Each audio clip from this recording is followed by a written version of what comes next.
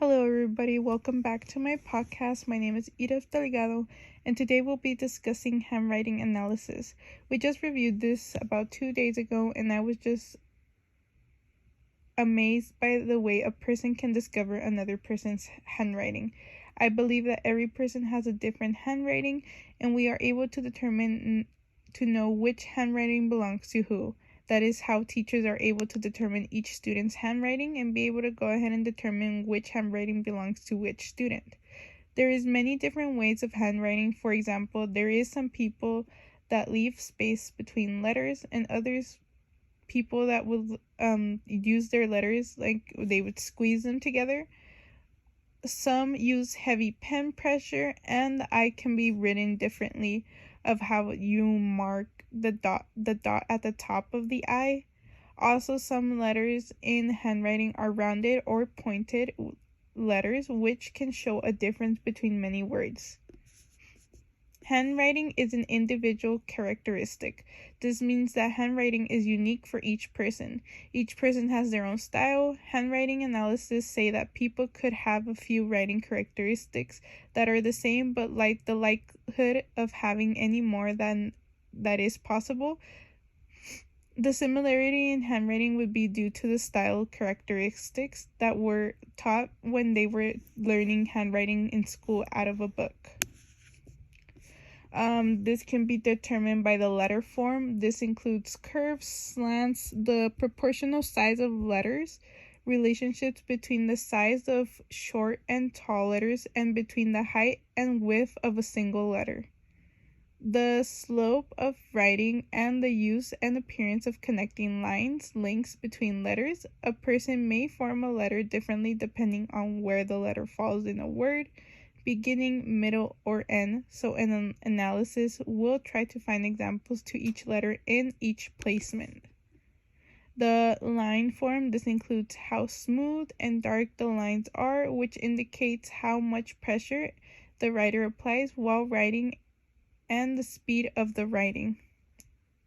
Because some people actually tend to go ahead and write really fast, which this actually leads to your handwriting being, like, in other words, ugly. You are not able to understand it. Even the people with the best handwriting, when they try to write fast, they do have their handwriting really ugly, and you won't be able to understand what they are putting in their notes. I actually relate to this because when I go to college, I try to write my notes as quick as possible when the teacher is going through the notes. But since she's talking really fast, I have to write as fast as I can, and I can't keep my notes clean. I try to go ahead and write fast and still keep it neat, but it is a little difficult because I want to go ahead and highlight everything and be able to go ahead and have everything on file so I can be able to understand the information that is being put in our lesson plan. Formatting, this includes the spacing between letters, the spacing between words, the placement of words on the line, and the margins a writer leaves empty on a page. It also considers spacing between lines. In other words, do strokes from words on one line intersect with strokes with words on the line below and above it? Such as grammar, spelling, phrasing, and punctuation should also be looked at. A problem that happens during handwriting analysis is a simulation, which is the attempt to disguise one's handwriting or the attempt to copy another's. The following factors are to be looked at as shaky lines, dark and thick starts and finishes for words, a lot of pen lifts. All of these factors are present when someone is forming letters slowly and carefully instead of naturally, which is done quickly and without a second thought. Simulation is only one factor that could lead to a handwriting analysis being inaccurate. Some other factors include drugs and illness. Other factors made by humans error, like comparing uppercase and lowercase letters, or by not having a good exemplar. Also, it is important to be able to understand other people's handwritings. It is a little bit difficult because some people like to use cursive, and then some other people you are not able to understand their handwriting that much. For example, I know that people say that boys, in this case men, have the worst handwriting and girls have the better handwriting, but I have seen some girls that don't have that much good handwriting, because they did not practice that much when they were little.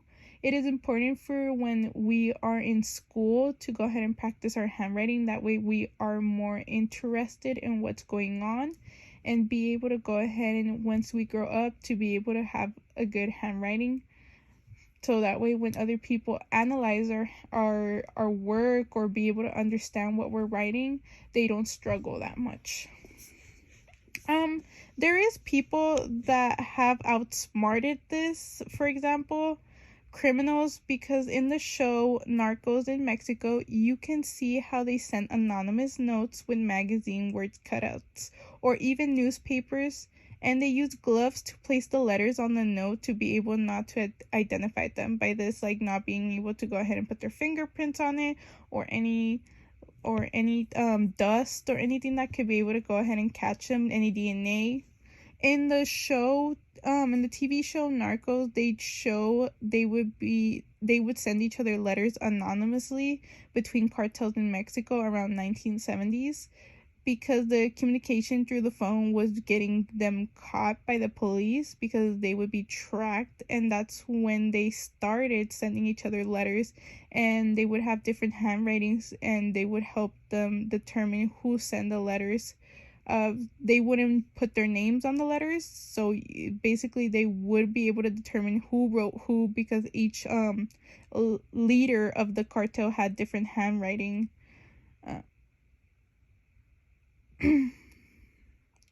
Once cartels started getting a hold of people hostages, they started sending their messages with letters that are cut out formed with magazines and letters from newspapers. They were very careful when putting these letters together, because that way they would not catch them with their fingerprints. And this would also be tricky for the police because they weren't able to go ahead and identify who sent the letter.